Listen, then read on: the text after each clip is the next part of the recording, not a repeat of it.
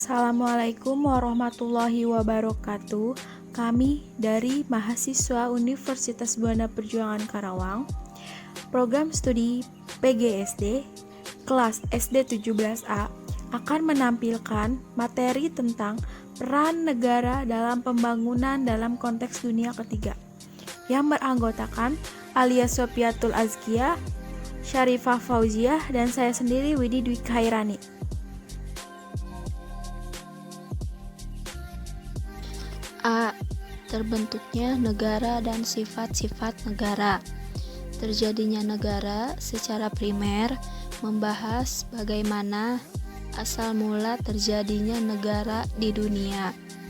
Menurut pandangan ini, untuk memenuhi kebutuhan hidupnya, manusia selalu membutuhkan bantuan manusia yang lainnya, atau dengan kata lain, manusia harus berhubungan dengan manusia lain demi kelangsungan hidupnya. Jadi, tentunya setiap manusia itu pastinya membutuhkan bantuan manusia lainnya, saling bergotong royong, kemudian berkembang dalam bentuk kelompok-kelompok lebih besar. Terbentuknya kelompok-kelompok itu didasari oleh kesesuaian dan kesamaannya, misalnya seperti nasib, budaya, agama, adat, dan istiadatnya, dan lain-lain. Selanjutnya ada negara mempunyai sifat khusus yang merupakan manifestasi atau perwujudan dari kedaulatan yang dimilikinya dan yang hanya terdapat pada asosiasi atau organisasi lainnya. Selanjutnya ada sifat memaksa. Negara memiliki sifat memaksa dalam arti mempunyai kekuasaan untuk memakai kekerasan fisik secara legal agar peraturan undang-undangan ditaati, dan dengan demikian penertiban dalam masyarakat tercapai. Jadi kadang masyarakat itu melanggar atau mengabaikan peraturan perundang-undangan negara sehingga dalam masyarakat itu tidak ditaati dan tidak tertib. Jadi dengan adanya sifat memaksa memungkinkan masyarakat akan ditaati dalam peraturan perundang-undangan dan demikian tertibnya dalam masyarakat tersebut. Selanjutnya ada sifat monopoli. Negara mempunyai monopoli dalam menetapkan tujuan bersama dari masyarakat.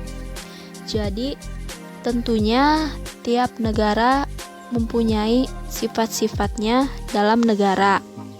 Dalam sifat monopoli ini, negara tersendiri mempunyai suatu tujuan dari masyarakat. Jadi kedepannya mau seperti apa, kayak visi misi lagi.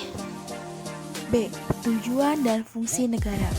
Menurut Roger H. Soltau, mengemukakan tujuan negara ialah memungkinkan rakyatnya berkembang serta menyelenggarakan daya ciptanya sebebas mungkin. Akan tetapi, setiap negara terlepas dari ideologinya menyelenggarakan beberapa minimum fungsi yang mutlak diperlukan, yaitu yang pertama, melaksanakan penertiban sebagai stabilisator. Yang kedua, mengusahakan kesejahteraan dan kemakmuran rakyatnya. Yang ketiga, pertahanan. Dan yang terakhir itu menegakkan keadilan. Jadi setiap negara itu harus memiliki tujuan yang menjadi target untuk diwujudkan. Nah, dari tujuan dan target itu, kesejahteraan rakyat merupakan salah satu hal yang terus-menerus diusahakan perwujudannya. Cara untuk menyejahterakan rakyatnya dengan cara memajukan pembangunan di berbagai sektor seperti sektor ekonomi, pendidikan, pertahanan, dan keamanan serta sektor yang lainnya. Jadi pada intinya setiap negara lah yang mengatur segala proses pembangunan dan negara pula lah yang menentukan arah pembangunan yang sesuai dengan jati diri bangsa dan tujuan serta cita-cita nasional. Konsep dan pembangunan.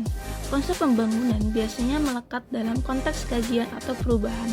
Pembangunan di sini diartikan sebagai bentuk perubahan yang sifatnya direncanakan. Poin D. Peran pemerintah dalam pembangunan.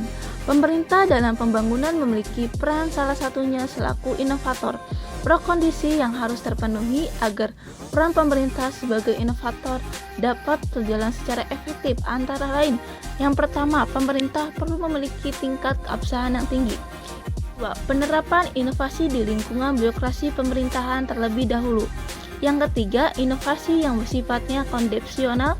Yang keempat, inovasi sistem, prosedur, dan metode kerja. Materi semuanya telah disampaikan, dapat disimpulkan bahwa penduduk dalam suatu negara biasanya menunjukkan beberapa ciri khas dari kebudayaan, nilai-nilai politiknya atau identitas nasionalnya yang membedakan dari bangsa lain.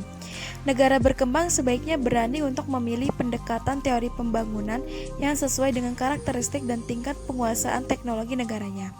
Mohon maaf apabila ada kekurangan. Wassalamualaikum warahmatullahi wabarakatuh.